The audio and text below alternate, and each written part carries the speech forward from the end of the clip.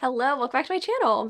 In today's video, I am going to be taking you to Barnes & Noble. Not actually, but I am going to take you to Barnes & Noble with me virtually and tell you what books I would buy you if we were just shopping together. I got this idea from Allie Glines, who is a makeup guru here on YouTube. She did this where she said, if I was taking you to Sephora, these are the particular items that I would buy you, my favorite items in like different categories, and I am going to retrofit that and do the book version. So if I took you to Barnes & Noble, these are the books that I would buy you in different categories, whether it's fantasy or romance or thriller. These are the books that I think that you should start with. The assumption here is kind of that like you are not super familiar with the different categories, or you are unsure of what kinds of books you like in different categories. So within contemporary romance, I have 3 different books to show you that kind of will lead you down different paths, which I think will be exciting, hopefully. And maybe you'll get any recommendations from this if you are trying to dip your toes into a new genre. But before I get started, I wanted to thank the sponsor of today's video and tell you a little bit more about AG1. AG1 is a foundational nutrition supplement that I've been drinking for the past month. Instead of addressing one area of the body, AG1 supports the needs our body has every day.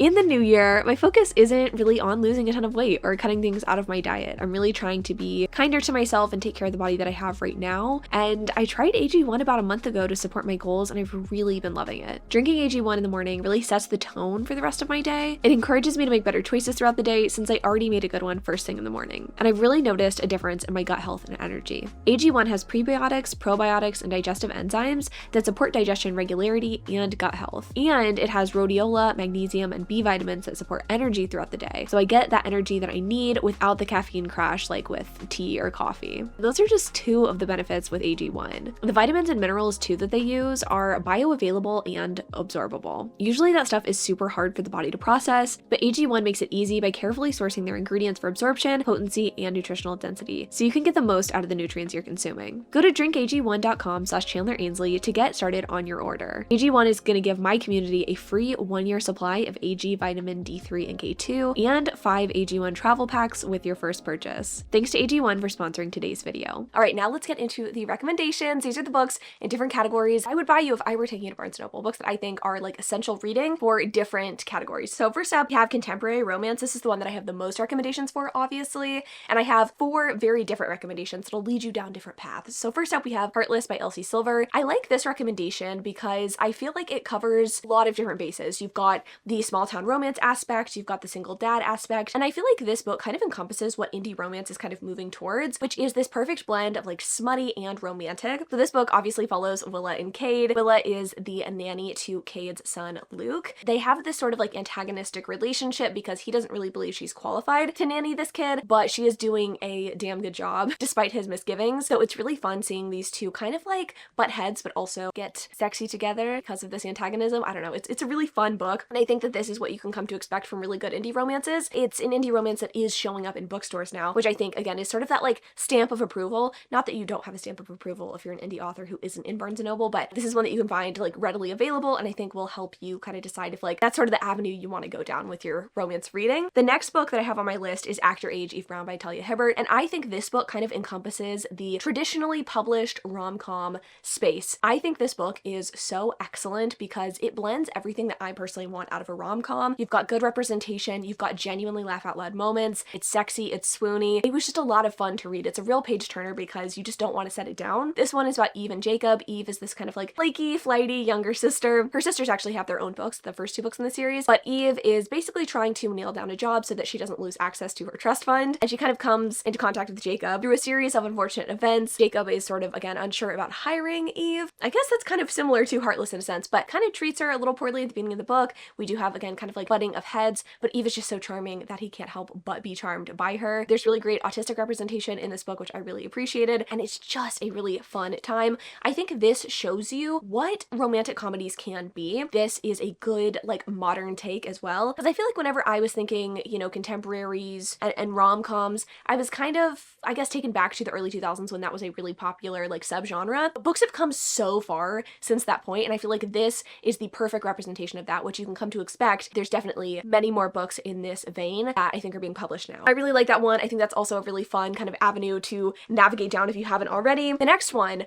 though, I think is one that I don't tend to dip my toes into quite as much. So this recommendation might seem a little bit odd, but The Roughest Draft by Emily Wipperly and Austin Siegeman Broca is one of my favorite literary style romances. You might be asking yourself, okay, if you're doing literary style romances, why not Emily Henry? I've not had the best of luck with her books, although, you know, I guess you could say those are solid recommendations, but I'm gonna start with this one because I liked this one, and if you like this one, could then recommend you know, other Emily Henry books. But Roughest Draft is about Katrina and Nathan. They are a writer duo who at the beginning of the story we know have kind of broken up. They were not romantically entangled necessarily. We also don't know the exact cause of the breakup, but they have to come back together because they are contracted to write another book together. We get to see them write this book about a divorce as they are kind of navigating getting together, and it is so fantastic. The writing is a little bit flowery. The feel of this book, again, in my opinion, is kind of literary. It's not quite as easy breezy as some of the other books on this list, but I think some people are looking for that specifically. I think that's pretty evident in the popularity of Emily Henry. Some people are just looking for a very literary, I hate to say women's fiction,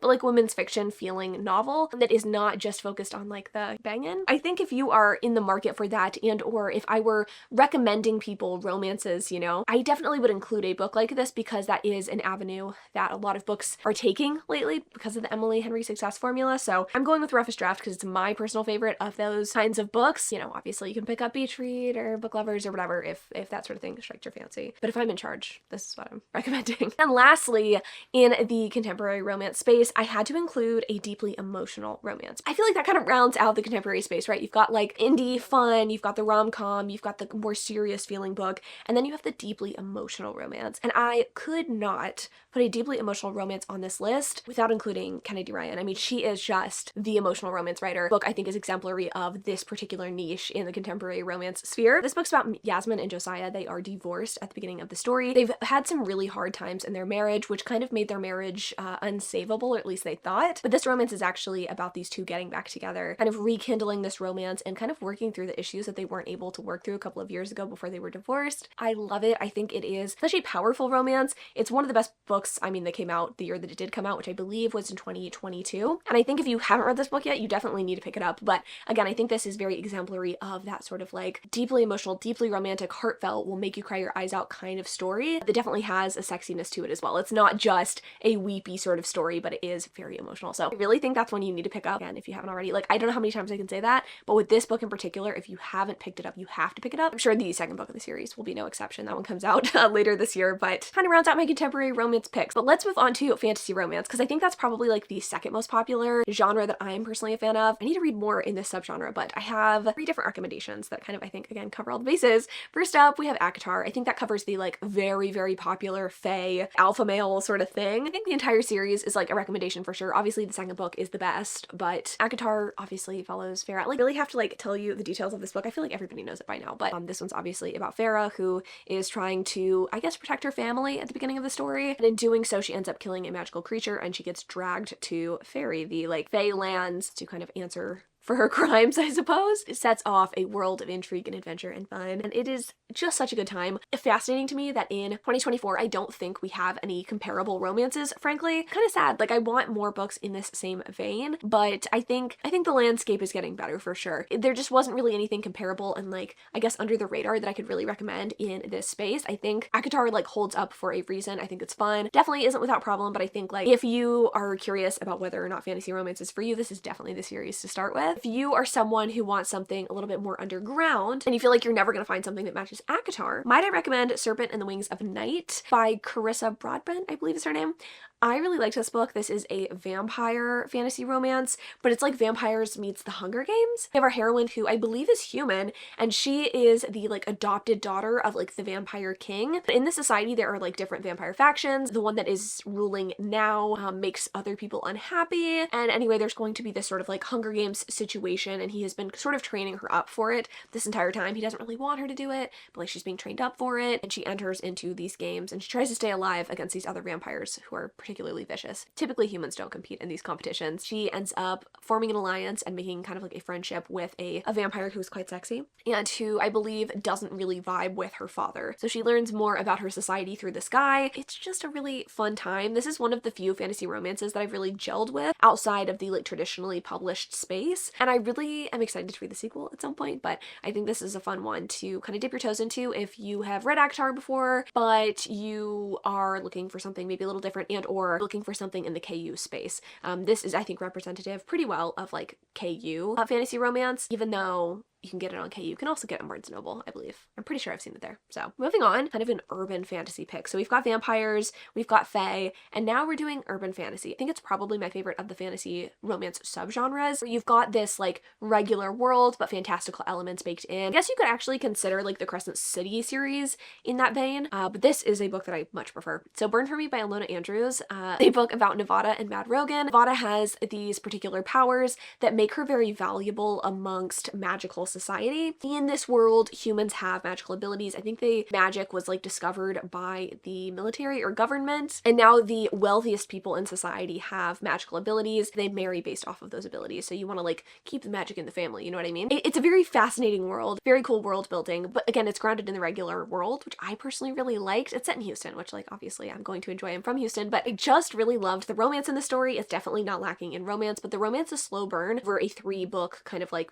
series, which is really fun. The series has the most interesting world building, and it's surprising to me given that it is set in the regular world. But I think if you haven't picked these books up, you need to. Honestly, I really hope that these books get a kind of cover like series redo soon, because I feel like the cover isn't maybe appealing to modern audiences. It kind of gives like early 2000s vibes when it was published, but I feel like this book still holds up today. There's not a lot in it that feels like antiquated, I guess you could say, and I feel like it's deserving of a cover refresh so that like maybe new readers can get into it. But let's move on to historical romance, because I love historicals and I feel like I haven't read many recently. This is a subgenre that I think everybody needs to try, especially if you're someone who's like been a little bit interested in Bridgerton, the TV show. You gotta get into historical romance reading. It's so fun. 2 recommendations here. One is the sort of like anachronistic sort of historical romance that maybe isn't totally, how we say, like time period appropriate, but is still really fun. That would be The Governess Game by Tessa Dare. Tessa Dare's books are a lot of fun, and she likes to play with history, shall we say. Some of the things that the women do are not things that would be acceptable in actual like historical times, but if you're willing to overlook that, I think her books are really fun. This book follows Alex and Chase. She is going to be the governess for Chase's 2 nieces, who he is now in charge of taking care of, and he is a bit of a rake. She is a little bit of a wallflower. Seeing them fall for each other is so much fun. I think if you like Bridgerton, I think you will really, really enjoy this because it feels fresh, it feels fun, and it's a little different than Bridgerton. I actually don't think the books in that series are very fun, which is why none of the Bridgerton books are on this list. I think if you enjoy the TV show and you like the kind of fun and frothiness of it all, I think you'll really, really enjoy this series and this book in particular. And then I have Say No to the Duke by Eloisa James. This book is not playing with the I guess, conventions of the time. We have our main character who is trying to kind of secure her place in society by marrying a duke. Her mom has sort of a bad reputation for being like a little bit of a whore, shall we say. That's not how I feel about this woman. That's just kind of like how the book paints her. And in historical times, obviously that's not a good thing. And so she is trying to be as prim and proper as possible. However, she has this desire to like run free and have fun. And she places a bet with this guy who's going to help her, basically saying like, hey, if you can like secure a marriage match or something like that, like I'll help you have like a romp before you get married. She ends up falling for that guy instead of the guy she's engaged to, and it's just really fun. And the writing is a little bit more stuffy, shall we say, which I personally didn't mind. I liked kind of the contrast between this book and like a Tessa Dare book. This one again feels more fitting to the historical times, and maybe that's something that will appeal to you if you were trying to dip your toes into the subgenre. All right, next let's move on to adult fantasy. This is a subgenre that I don't read as often, which I'm sure y'all know, but it's something that I want to pick up more in 2024 because I personally really like it,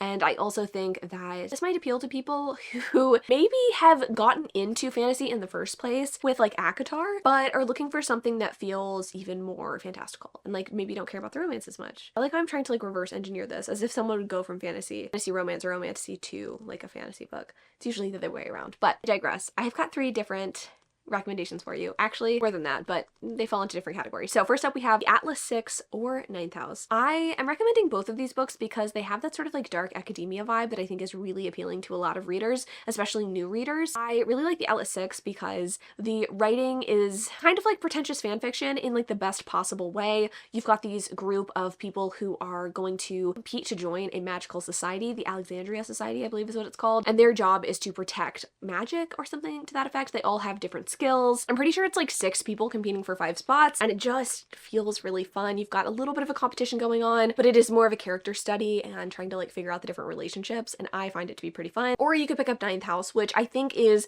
the more generally accepted version of dark academia that's come out recently. A lot of people find the Atlas 6 to be lacking, although I personally think I prefer it. Ninth House is fun because you've got the setting is Yale, and there's different secret societies, and our main character, Galaxy Alex Stern, is in charge of the magical societies. She's part of like one of the outside societies, shall we say, who's going to kind of govern over these societies to make sure that they don't do anything bad. And bad things do happen. So it's a lot of fun to read. I really enjoyed both of these books, and I would pick up one or either of these for you if we're out at Barnes & Noble together. Then I have a pick that I didn't personally enjoy, but I know a lot of people did, and is definitely representative of a subgenre of fantasy that I know is very popular, and that would be kind of the historical fantasy side of things. There's so many different books that fall into this kind of category, but I am recommending Emily Wilde's Encyclopedia of Fairies, a book that I read very recently, and I think I gave like 3 stars to. But we've got this kind of, I don't want to say uptight heroine, but basically she's trying to create an encyclopedia of fairies. She's traveling to a foreign country to do that, and she doesn't have the best time with the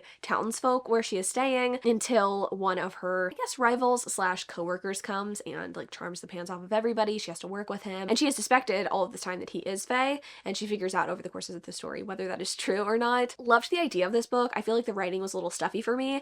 I just don't tend to love mixing genres, I feel like is kind of what I'm finding. I think the only genre mix I really like is romantasy. I don't really like historical with fantasy, but a lot of people do, so I feel like it is worth exploring and worth getting you to try. For sure. Then next up we have just your bog standard like high fantasy multi-book series. The 2 recommendations I have for this are The Poppy War by R.F. Kuang or The Way of Kings / Stormlight Archive series by Brandon Sanderson. I feel like depending on what you are in the market for, either of these series are so fantastic. I love The Poppy War because we have this, I guess, a background for the magic that isn't necessarily based in like European lore, which is really, really fun. You've got this orphan who is like training up to go to kind of a war college. You do have a school setting for that first book, which I really like. And then with The Way of Kings, you have this like expansive world that kind of spans like different, I don't want to say centuries, but kind of, it's hard to explain The Way of Kings. I feel like I'm doing a poor job, and I've only read the first book, but I really enjoyed the first book, and I feel like it's pretty universally agreed upon that this is a very popular,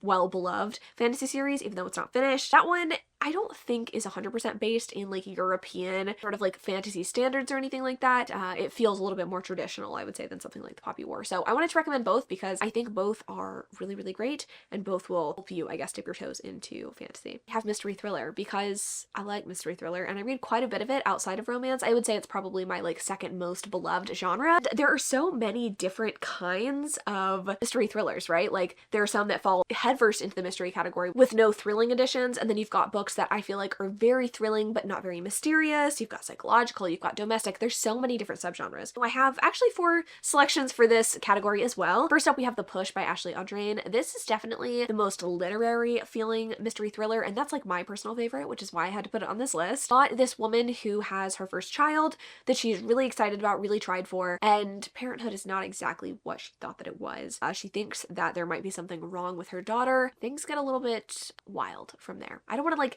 dive too deep into any of these because they are mystery thrillers. I don't want to like spoil the plot here, but I really, really liked this book.